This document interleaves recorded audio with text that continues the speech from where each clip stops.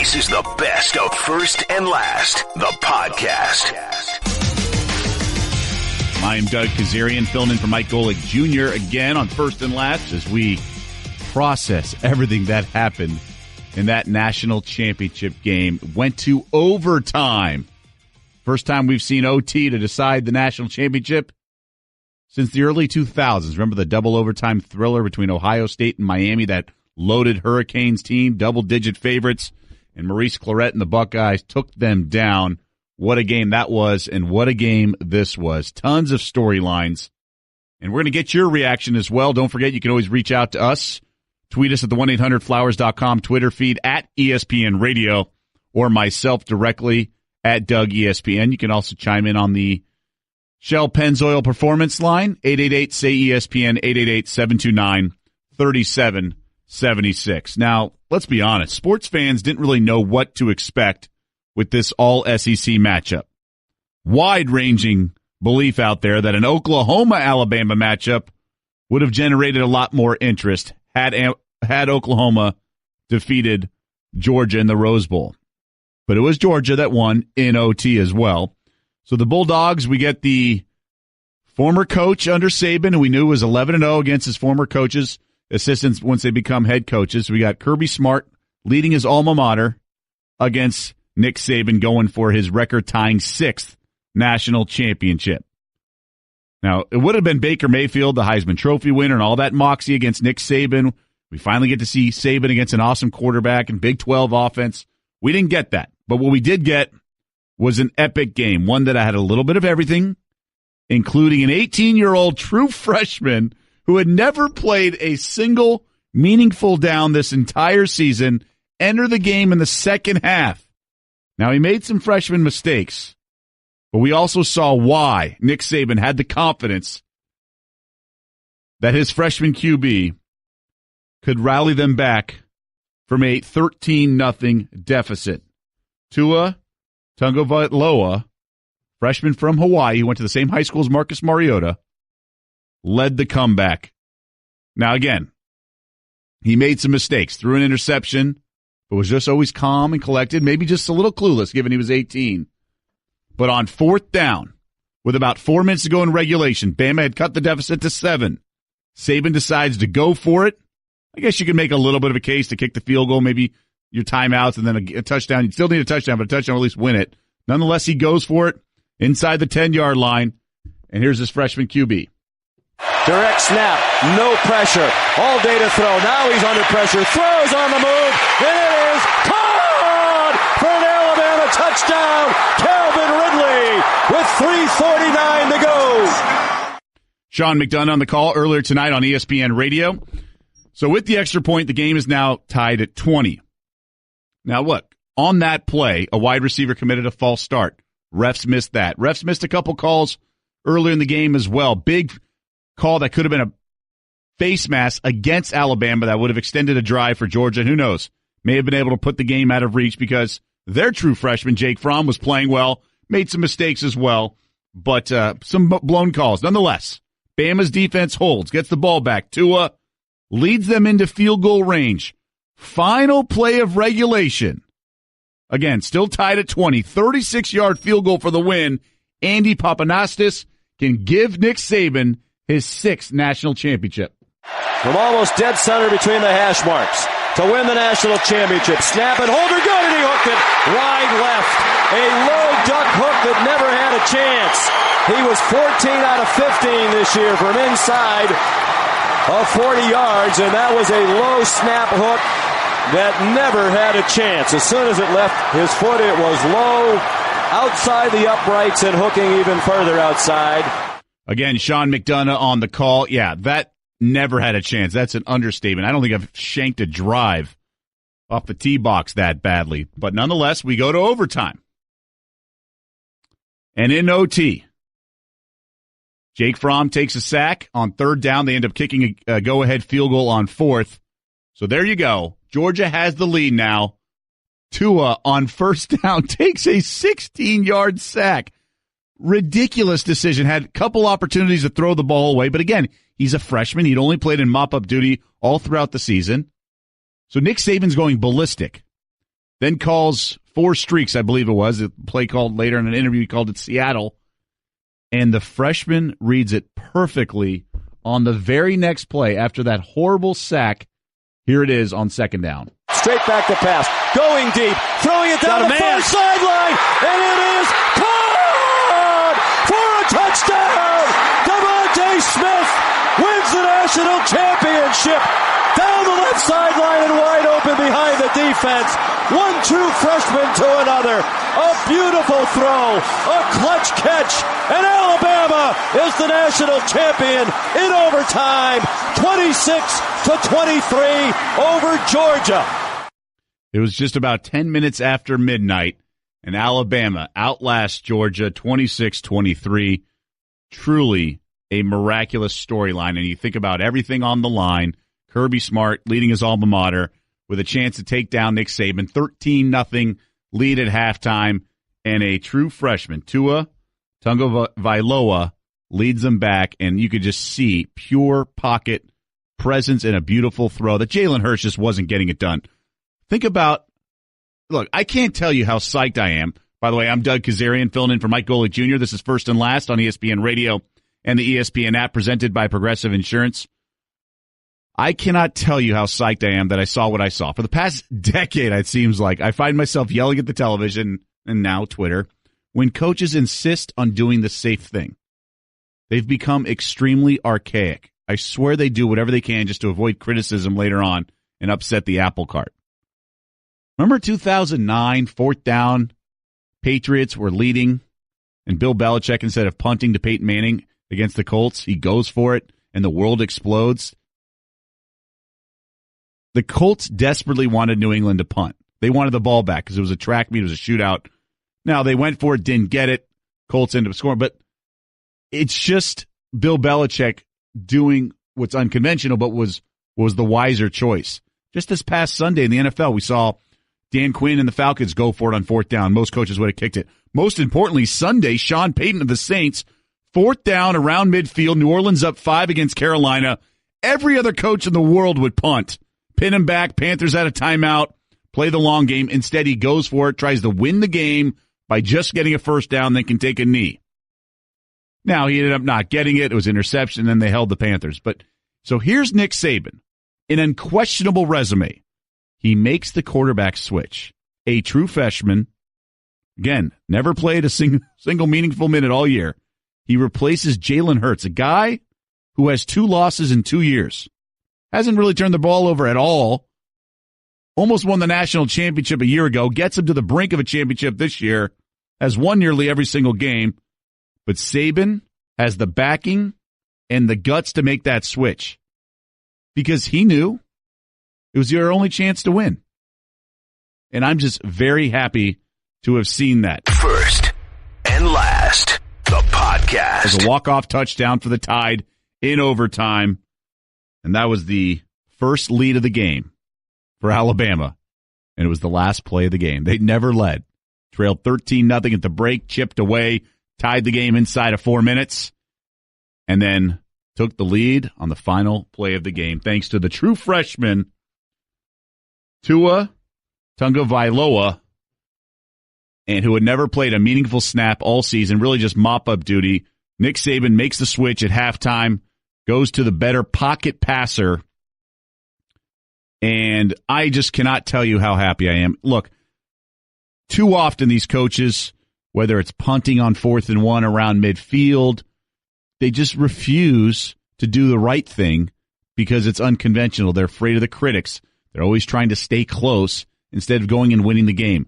Nick Saban later said he felt his team was unable to win the game unless he made the switch. It's that simple. Jalen Hurts, talented quarterback, but he's more of a running back who happens to play the QB position. He did not give him a chance. For those who don't know, I host College Game Day on ESPN Radio. We travel around to a lot of games. We're on air for 7 hours every Saturday, we being Trevor Maddich and Brad Edwards. I've watched Tua play. I've argued with the guys on air. He's the better quarterback. He's a pure passer. He throws a beautiful ball, as we saw with his 3 touchdown passes in the second half and overtime. But Nick Saban finally pulled the trigger and went to it because there was no way that offense was going to get back in the game after trailing 13-0. Kirby Smart, who used to be on the staff under Nick Saban, knew Saban had the intelligence and the guts to make the switch, even at halftime. Yeah, absolutely. We had talked long about it and talked about how the ways we'd play him. He had played enough snaps. We'd seen him on tape. We told everybody at halftime there was no question that they were going to him because they were struggling and they needed some momentum. And he provided them some juice and got them some momentum, got the momentum swung back their way. And he's a good player. You know, he's got confidence in his arm. He scrambles and makes plays, throws the ball downfield. A really talented freshman. I mean, he reminds you of Jake with a lot of the things he did. He's got poise in the pocket, and he made the plays when he had to. That's Georgia head coach Kirby Smart talking about the switch that Nick Saban made to his true freshman quarterback. He says he reminds him of Jake, meaning Jake Fromm, the true freshman quarterback that Georgia was playing. It's remarkable. About 14 months ago, these guys were playing high school football, and here they are determining the national championship for blue blood programs like Georgia and Alabama. I'm Doug Kezirian, filling in for Mike Golic Jr. This is First and Last on ESPN Radio and the ESPN app, presented by Progressive Insurance. So you have Jalen Hurts, who's really a run-first quarterback, limited but a big guy, gets you first downs. And when you have a dominant defense like Alabama, and you're not playing world beaters every single week, you had a couple big games this year, lost the one at Jordan-Hare Stadium against Auburn, but for the most part, you can win with Jalen Hurts. But when you're down 13-0, he made the switch. Nick Saban made the right call. Here's ESPN college football analyst Joey Galloway on what exactly Tua provides when you make that switch. When you say open up the playbook, we're talking downfield, not just trying to throw quick passes, not just a lot of screen passes, which we see Alabama normally do. It's a lot of swing passes. It's a lot of Ridley underneath. It was downfield. It was trying to get the crossing routes. It was standing in the pocket, honestly, and letting this young quarterback look over the Georgia defense and have chances to go downfield with the ball. You're absolutely right. The playbook, wide open. Everybody has a playbook this thick. Everyone has one. But it depends on what your quarterback can handle is what you call in-game. Right. In the first half, the playbook was pretty thin. In the second half, they broke open the entire playbook, and this young quarterback operated it. Again, that's ESPN college football analyst Joey Galloway explaining just what exactly that does. It's the downfield, and then when you open up the passing, it also frees up some running lanes for running backs. And they got back in the game, outscored them in regulation, so just the third and fourth quarters, 20-7 to tie the game and force OT. Now, Tim Tebow has performed on this stage, won a national title, also works for us here at ESPN and also the SEC Network. He joined Scott Van Pelt on SportsCenter later that night just to kind of share with Scott what it is like to perform on that stage and then just his overall impression of watching a true freshman do it. As a guy who not so long ago played this position at a real high level for Florida, what do you make of what these two freshmen did on the biggest stage in the sport? I think it's unbelievable. It really is, both of them. The moxie that both of them had, the swagger, the confidence to be able to handle those moments. And I'll start with Jake Fromm. The moment wasn't too big for him. He was able to come through with so many big throws, especially on third down. That was incredible. But let's get to Tua, because what he did coming into the game in a tough situation, his first series going 3 and out, but being able to rally the 3rd and 7, he scrambles, gets a first down, and after that, he gains so much confidence. He drives them down the field. He hits a dig in the back end line, and then it was like, okay, here we go. Jake Fromm answered a huge touchdown to Miko Hardman, and then it was a battle back and forth. But in the clutch time, it was Tua able, 4th and 3, able to have unbelievable pass. I still don't know how he got it through. And then in overtime, 2nd and 26. And it's a little bit crazy to me that with probably two of the best defense, probably the two best defenses in college football, the game is won by a receiver that no one's within 8 yards of him. Yeah, it's unbelievable. And the only thing you can say is, wow, did that really happen? But what a game and what a way for the college football season to end. I agree. And you've lived both sides of it, the highest high and the lowest low. What lasts longer, the euphoria, the joy, the glow when you win, or the despair when you lose? the despair. And that's what's so hard, because these teams, Roquan Smith, Nick Chubb, Sony Michel, they fought so hard, and it was the perfect season. It was the miracle season back in Atlanta for the championship. You went to South Bend, you beat Notre Dame, you won the SEC championship, you won the Rose Bowl. Everything was setting up for the perfect season, and you lose it in the last seconds of overtime. Are we kidding? And that's going to be with them. It truly is for the rest of their life. And I hate it's a game, so you don't want to be too drastic, but there really will be a little bit of their heart that is always saddened when they think back about the end of the season on what could have been. That's ESPN college football analyst, former Heisman Trophy winner, and former national champion Tim Tebow joining Scott Van Pelt earlier tonight on SportsCenter. I'm Doug Kezirian, filling in for Mike Golic Jr. This is First and Last on ESPN Radio and the ESPN app. We are presented by Progressive Insurance. And one thing that we're going to get into later, just how cool it was to watch Jalen Hurts, who had been replaced. Think about everything he had done. Lost one game this year. Last year, lost the national championship game to Clemson. The defense gave up a TD on the final play. Certainly worthy of earning that chance to lead the Tide back. But he was the first guy out to congratulate Tua after his first touchdown pass in the second half. Real class act. First and Last, the podcast. First and Last, the podcast. All right, so how do we digest everything? We know about the true freshman quarterback, Tua Tagovailoa, coming off the bench, had never played meaningful minutes the entire season, 13-0 deficit for the Tide. Nick Saban makes the big decision, the guts to do it, and the freshman rewards him with really a storybook ending. For more, let's go out to Atlanta and bring in Adam Amin, great ESPN play-by-play man, and really does a little bit of everything for us, the jack of all trades, as he joins us from Atlanta on the Shell Pennzoil Performance Line. Adam, my friend, good to connect with you after a night like that. Oh, Dougie, man, what a night. That was awesome. That was something to behold. Glad we could talk about it. Well, let's describe this night. How would you best describe what you saw earlier tonight? The buzz in that place was as intense as any game I've ever been to. I was there in Tampa last year for last year's national title game. I'm sure the building had a lot to do with it. I mean, that's a great stadium, Mercedes-Benz Stadium. It traps a lot of the sound, but it was one of the loudest games I've ever called. NFL, college football, Major League Baseball, NBA. It was incredible. The atmosphere was second to none. And the level of consternation, I think, that we got a feel for a lot of Alabama fans, for their sideline, it was very eerie for that first half. And to see the jolt after that second series that Tua Tagovailoa came in for, that shifted things very drastically. And it was never a game that felt like it was out of reach for either team. It felt like it was going to come down to one or two special plays. And that final play was, I mean, that's one for the ages. That kid, we knew he could sling it. I didn't know it was going to be that tight on a 41-yard pass after he just took a big sack. To see the way that game finished, it was absolutely incredible. I mean, I didn't think we could top last year. I really didn't. I really didn't think with these two teams. I just had this weird. I didn't feel like we would top what we saw a year ago. We topped it. I mean, that was an incredible finish, as good as we've seen. No doubt, right? Everyone thought it'd be a SEC slobber knocker in Atlanta, no less, and it delivered, and then some. Certainly a magical game. Let's talk about your specific duties tonight.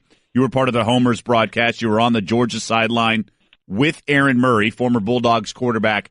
Now, this is a guy who, under Mark Richt, Alabama just was constantly in their way, came up short in the SEC title game and against Alabama, and just could never get over the hump. So here you are.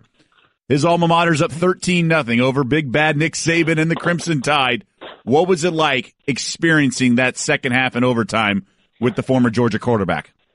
I mean, you can feel it, and there was a lot of, I'm not going to say bravado necessarily, but it was fun trash talk, and that was the point of our Homers broadcast with Landon Collins on the Alabama side and Aaron on our sideline for the Georgia side, and that was the point of all of it. But that's what it was. It was some trash talk. It was upbeat, and it became a lot more analytical. And I feel like that's how a fan reacts, especially I like to consider us in that setting kind of informed, educated fans. And I feel like that's what a lot of Georgia fans are probably going through over the course of the night tonight. A lot of what Aaron was dealing with. Well, all right, we're playing well, we're up, everything's great, and then as things start to tighten up, you try to justify it. Think about justifying your emotions in any other situation. You're trying to, basically think of any reason to have some kind of hope. Well, there's a lot of time left. The defense can really handle this stuff last week against Oklahoma. No, Jacob Fromm had a really good first half. The running game still, you're looking for analytical reasons to have some kind of hope and be able to justify how you're feeling in that moment. And I really think following Aaron, being next to Aaron on that sideline, and I imagine it was a little bit of the same, maybe the opposite track for Landon, but I think what a lot of fans for Georgia were probably feeling over the course of the night, I think Aaron was feeling that exact same thing. ESPN play-by-play man Adam Amin joining us via the Shell Pennzoil Performance Line from Atlanta. Adam, you were on the sideline for tonight's national title game. You've also called a bunch of other college football games, even Central Florida, who, as we know, only team to finish the year undefeated. How would you stack those two teams, Central Florida and now the official national champion, Alabama?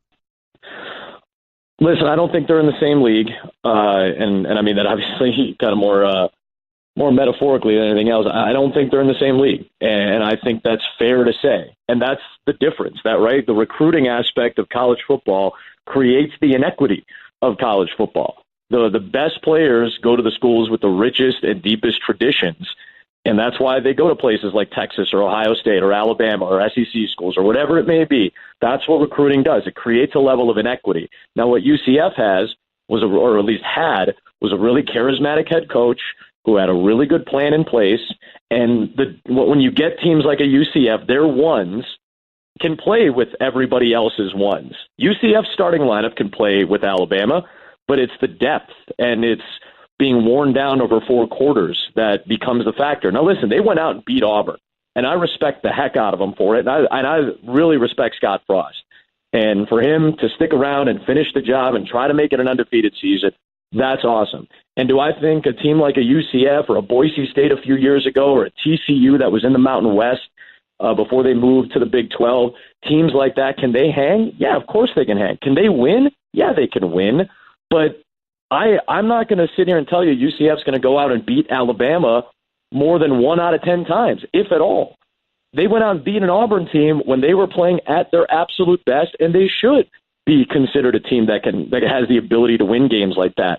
But to be put into a conference like that, no, that's not the same thing. And it has nothing to do with the program itself. It has to do with the players that come in. You get better players at some of these bigger programs. All of this being said, and you and I, Dougie, have talked about this before, more and more, after seeing what UCF did this year, after seeing other teams in past years like a Boise State, like Houston a couple of years ago when they had a win in the Peach Bowl, would I like to see maybe a playoff expansion of some sort to at least give these teams a shot so that we don't feel these inequities as strongly? Yeah, I think that's fair, but to say that UCF is in the same league as an Alabama that is the actual national champion, I'm not going to go on a limb. And I don't think anybody who's thinking of this reasonably would disagree with that.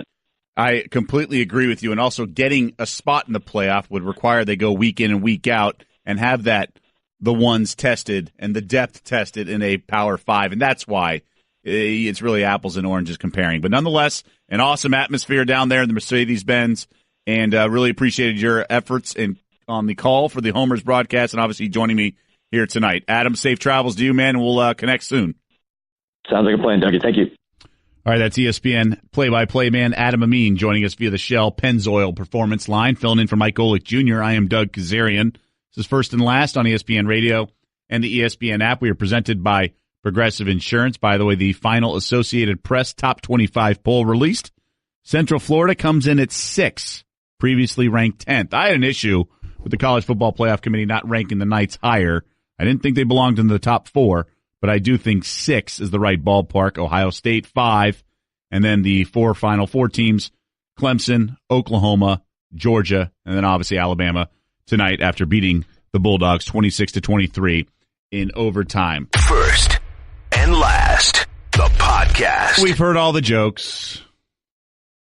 Basically, a year after the Atlanta Falcons blow the 28-3 lead in Atlanta, a team from Georgia blows a 13-0 lead in the second half with a championship on the line. This was different. This was Alabama going and winning a title. This wasn't a blown 25-point lead. It was a 2-score game. Alabama made the plays. Yeah, of course, Georgia had some opportunities. Refs also missed a face mask penalty. But the parallels, there's some, but come on. Let's not force it. I'm Doug Kezirian, filling in for Mike Golic Jr. This is First and Last on ESPN Radio and the ESPN app. ESPN Radio is presented by Progressive Insurance. Drivers who switch to Progressive can save an average of $620. Let's get some reaction. Let's go out to my hometown, my old stomping grounds, Los Angeles, and welcome in John.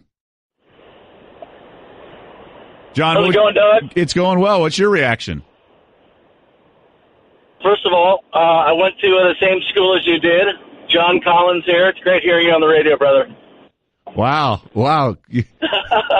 I guess at this hour, the odds are higher that you can connect with someone. So what did you think of tonight's game? You know what? I was so excited when the freshmen came in. I'll be honest with you. I was hoping for Oklahoma. When I heard Alabama was playing, I wasn't too thrilled, but I watched anyways. And the game was frankly kind of boring. And I thought the switch at halftime and bringing in this kid was outstanding. I give Saban all the credit in the world. It's a tough call. But what my point was, I saw this guy sling it in mop-up duty earlier in the year, and I was really impressed how accurate this guy was. So I knew it was going to take some time. I didn't think he'd go that big. But that last pass, man, hats off. John, we appreciate the call. I agree with you. I host, for those who don't know, I host College Game Day on ESPN Radio every Saturday, and I watch Tua in mop-up role. And I turned to Brad Edwards and Trevor Maddich, and I'm like, guys, he's better. And then throughout the course of the season, we saw the Alabama offense struggle, whether it was at Mississippi State or obviously at Jordan-Hare Stadium against Auburn. And I'm like, he's not even the best quarterback on his own team. Now, granted, Tua tonight is better than Tua in like week 4, right? He's a true freshman. He's getting better every week in practice. And so much was made of Baker Mayfield and the illness he had before the Rose Bowl. But Jalen Hurts was fighting a bug as well. So Tua was playing with the ones a lot more that week, and he looked pure, according to those in practice. So he's better now than he was earlier in the season. Nonetheless, I was wondering when he was going to get the start, so I was pretty surprised that Nick Saban made the call, because we see these coaches are so archaic. They don't go do that. They play it safe. They're like, oh, we got to go with the guy who got me here. So it was really cool to see a coach make the right move, even though it was maybe the very unconventional one. All right, so when there's a winning side, there's also a losing side. Georgia Bulldogs come up so short. The senior running back tandem of Nick Chubb, Sony Michel came back this year for a moment like this, and they fall just short in overtime. Dean Legge from Dog Post, both y'all, this is the last time y'all have those jerseys on. What does it mean to y'all to play for this team, and how tough was this tonight? It means a lot. It's been a long journey. It's been an honor. University of Georgia just provided so much for us. Coach Smart, as our head coach, he let the leaders lead. He let this be our team. Whatever we need, he provided. So I can't really thank him so much. And it's been a great journey. Yeah, man, it's just a blessing to be able to play for University of Georgia. So many great people we've met through the past 4 years, and great teammates like Sony and great coaching styles. Coach Rick, Coach Smart, those guys. Just a blessing to play for great coaches and meet amazing new people, man, and something that I know we'll never forget. Go over here. Let us know your name and affiliation and who your question's for. I'm Brandon Adams from DogNation.com. This is for both you guys. There were a lot of former players watching the game today. It's conceivable that both of y'all could be back as former players watching Georgia in a national championship game in the future. How much pride do you take in the fact that maybe this is going to build into something big in the future, and y'all were a part of that, a part of the foundation built in Coach Smart's second year? How much pride do y'all take in that? A lot. We try to set the standard high so our younger guys can know, where to take it from here. We fell short today, and I think guys that's coming back understand what it's going to take plus more to get back here. Yeah, it's a special place at Georgia, man. You see guys coming back that's playing in the league, come back to support us, and I know we feel the same way, man. It's amazing here at Georgia, and a lot of support around this area. Right back over here, again on our left. Dean Legge again. For both y'all, how tough was it to get yards in the second half? It seemed like y'all had a fair amount of momentum and never could either get the first down or get the next field goal or touchdown? It's just a lack of execution. We had times where we were executing well and we had times where we wasn't. And in the second half, we had a lot of times where we wasn't. And I think that's what really hurt us. Yeah, we didn't do a good job of finishing. We had some drives, we had all the momentum, we ended up punting the ball, and that hurts us, the momentum. And, that's a great defense we went up against. So a lot of respect for them, what they do. A lot of big bodies up front. It makes it hard to run, but at the end of the day, it comes down to just us not executing well. We're going to stay over here on our left. Brad Fralick, WYFF-TV in Greenville, South Carolina. Because you guys were in an overtime situation just a week ago out at the Rose Bowl, when Alabama tied it and got it to overtime, did you guys still feel confident you could win this game, given that you did it just a week ago? Yes, we are very confident in one another. We're confident in our coaches, we're confident in our staff, and we're confident in our players. So there was no doubt in our mind that we was going to go out there and win that game. Yeah, I know this team would never stop believing, Even whenever I kicked the field goal, we just, to win the game, we knew that something going to happen in our favor, and they ended up missing it. And we had our chance to win the game, but we didn't get it done. But we never stopped believing. All right, that's senior running backs for Georgia, Sony Michel and Nick Chubb. I'm Doug Kezirian, filling in for Mike Golic Jr. This is First and Last on ESPN Radio and the ESPN app, presented by Progressive Insurance. Go Joe will join the guys in about 2 hours from now on Golic and Wingo, recapping an epic national championship game. And all three of them were down there in Atlanta yesterday morning, getting ready for the festivities throughout the course of the day. And I'm, of course, going to take you until then for the next couple hours. And look, those guys, Chubb and Michelle, it's so painful. It's like one or two plays, and you are a national champion. Instead, you're just always going to have that bitter taste in your mouth. Decades later, of course, you're going to live a happy life, but there's just always going to be a part of you that's going to wonder what if. That's what makes the glory and the championship taste so sweet, because you know the awful taste it could be, and it all because of a freshman quarterback that hadn't really played all year. It had been Jalen Hurts' show the last couple years. But Tua Tagovailoa comes in, throws 3 touchdown passes after halftime, including an epic strike on 2nd and 26. Reads the defense perfectly, and it's a game-winning walk-off touchdown. The Crimson Tide's only lead of the game, and it was a walk-off. What a game earlier tonight. We're going to recap much more of that coming up. Special thanks to Adam Amin for joining me on a late Monday night, early Tuesday morning. So we're going to get more into the game and really just kind of hope it's like a change in football as these coaches just get so stuck in their way. Seeing Saban do that, hopefully we'll get these coaches thinking outside the box, going for it on 4th down, doing the right thing instead of the unconventional thing. First and Last, the podcast. First and Last, the podcast. Raise your hand if you've played sports at any level, and I'm talking Little League counts for this discussion. We all want to win. Okay? We all want to see our teammates do well. But how many times do you want to see them do well and win at the expense of you?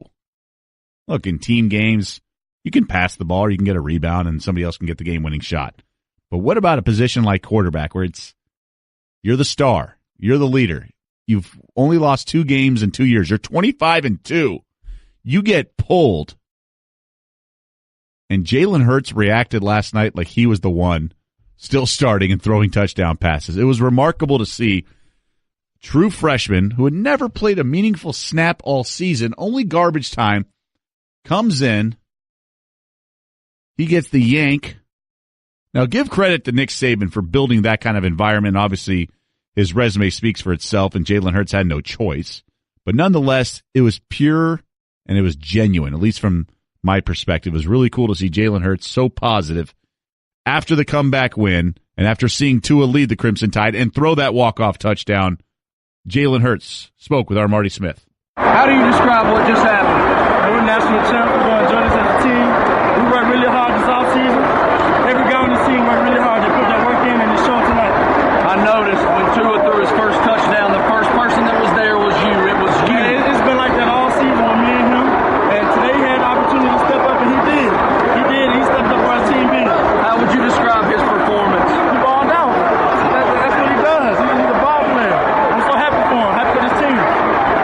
Congratulations. Appreciate it. Enjoy it. Yeah. All right, that's Jalen Hurts, the former starter for the Crimson Tide, quarterback, joining our Marty Smith on the field, confetti flying down. And look, he said he has the it factor. He balled out, and he did. And everyone wanted to win, and I'm sure Jalen Hurts obviously had his choice. He would have loved to have stayed in the game and won the game, but he was just as happy seeing the Crimson Tide win when he was playing, and it was cool to see. It was just it was all class, and you don't see that very often nowadays, and not just in sports, but when we have people like LeVar Ball running off his mouth and other things going on. It was refreshing to see something like that going on. I'm Doug Kezirian, filling in for Mike Golic Jr. This is First and Last on ESPN Radio and the ESPN app, presented by Progressive Insurance. Now, Nick Saban, while he's winning his 6th national championship, his buddy, Bill Belichick, going for another Super Bowl. And for those who don't know, they were on the same staff back in the day in the mid-1990s with the Cleveland Browns. Belichick, head coach, Saban, defensive coordinator. Both got fired. Saban went into college, became the greatest college football coach ever. And Bill Belichick went on to become the best NFL coach ever. So I'm sure you heard the report for ESPN. ESPN, the magazine senior writer, Seth Wickersham, posted on Friday about the mounting tension in Foxborough between Robert Kraft, Tom Brady, Bill Belichick, and really how Belichick did not want to trade Jimmy Garoppolo, and Kraft made him. Well, some stuff's come out that this could be Belichick's last year. He may be eyeing the Giants job.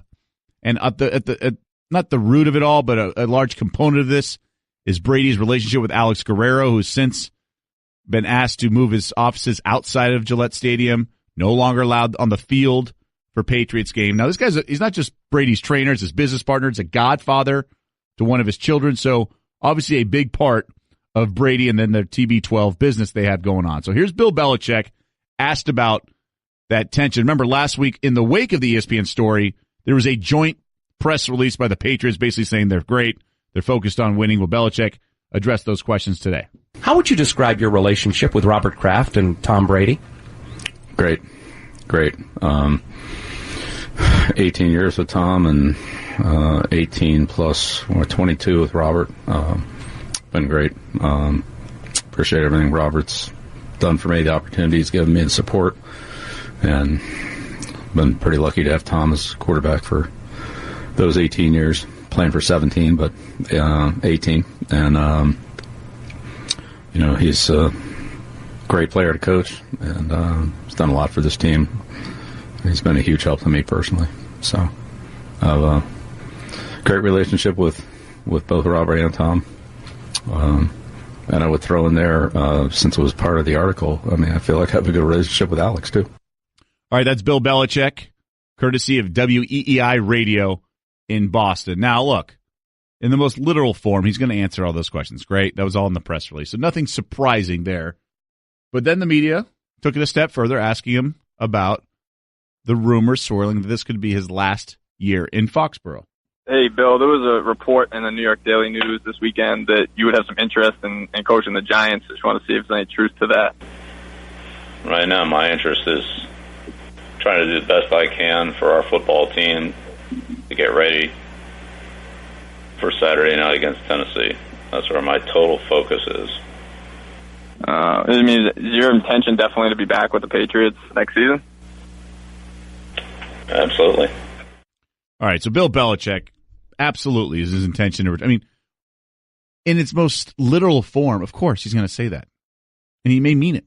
He doesn't know what's going to happen.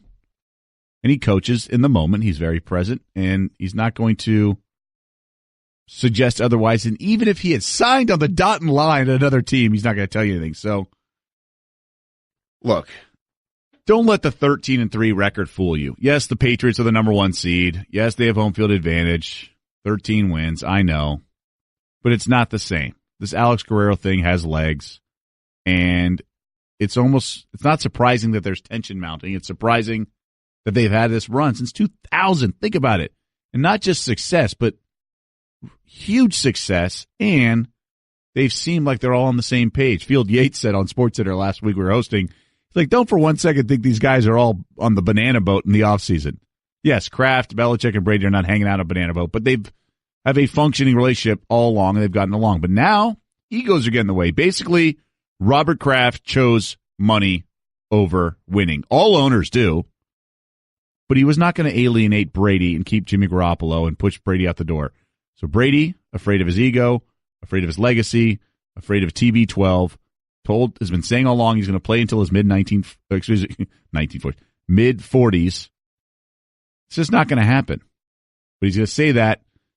Kraft traded Garoppolo against Bill Belichick's wishes, and we'll see how Belichick reacts. He's had carte blanche all along. He's had all personnel decision-making powers.